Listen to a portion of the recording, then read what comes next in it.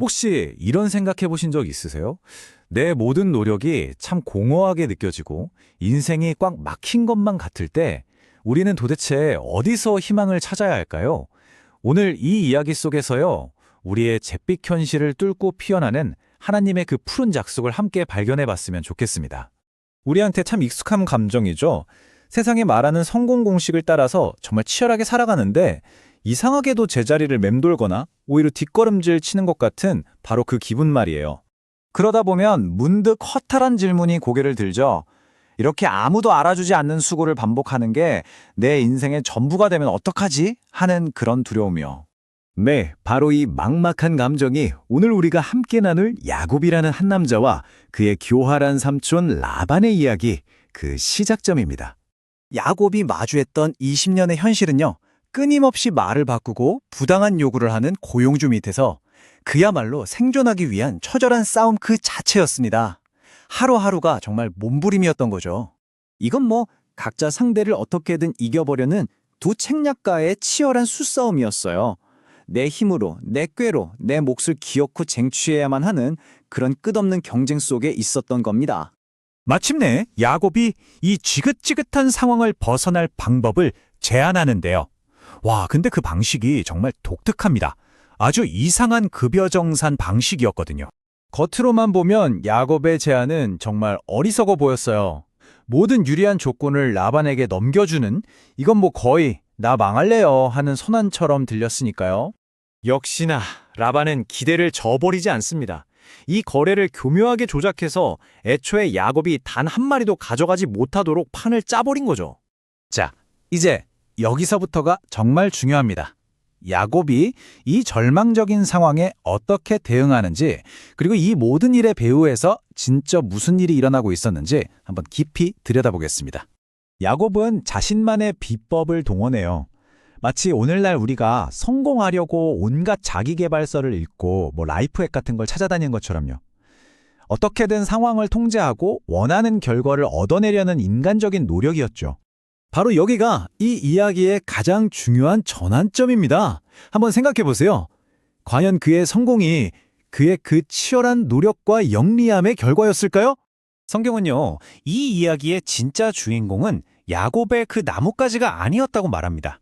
바로 그가 까맣게 잊고 있던 하나님의 약속이 20년이라는 긴 세월을 거쳐서 조용히 하지만 분명하게 열매 맺고 있었던 겁니다. 바로 이 약속. 야곱이 자기 힘으로 어떻게든 살아보려고 아등바등하는 그 모든 시간 동안 사실 이 약속이 보이지 않는 곳에서 묵묵히 일하고 있었던 겁니다. 하나님께서 꿈을 통해 딱 보여주시는 거죠. 야곱아, 네 번영은 네 잔꾀 덕분이 아니란다. 내가 하고 있는 일이야. 하고 말이에요. 그의 번영을 이끈 진짜 동력은 그의 노력이 아니라 모든 것을 주관하시는 하나님의 보이지 않는 손이었다는 걸 알려주신 거죠. 여기서 정말 중요한 포인트가 이거예요. 우리의 좀 불완전하고 어설픈 계획조차도 하나님은 당신의 훨씬 더 크고 선하신 계획 안에서 사용하실 수 있다는 사실입니다. 정말 놀랍지 않나요? 이 사실을 깨닫는 순간 우리가 겪는 고난과 성공을 바라보는 관점이 완전히 바뀌게 됩니다. 우리의 정체성 자체가 재정이 되는 거죠.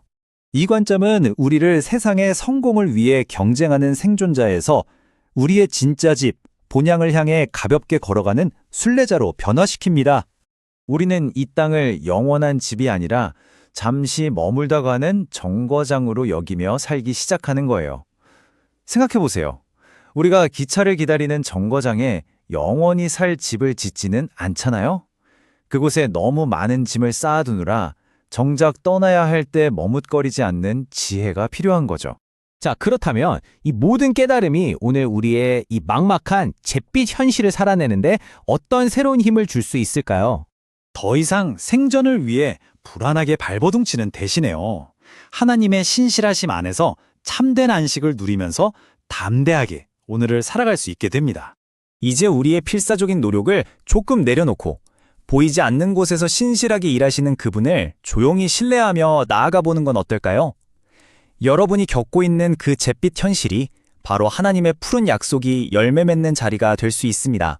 마지막으로 이 이야기가 오늘 우리 각자에게 어떻게 다가오는지 잠시 생각해보는 시간을 갖겠습니다. 지금 내가 너무나 필사적으로 붙잡고 있는 나만의 나뭇가지는 과연 무엇인가요? 내 인생을 힘들게 하는 그 라반 같은 사람. 그런 환경을 그저 원망하고만 있나요? 아니면 혹시 그를 통해 나를 더 기쁜 사람으로 만들어 가시는 하나님의 손길을 발견할 수 있을까요? 그리고 마지막 이 질문이 우리 삶의 방향을 결정할 겁니다. 여러분은 이 잠시 머물다 갈 정거장에서의 성공을 위해 살고 계신가요?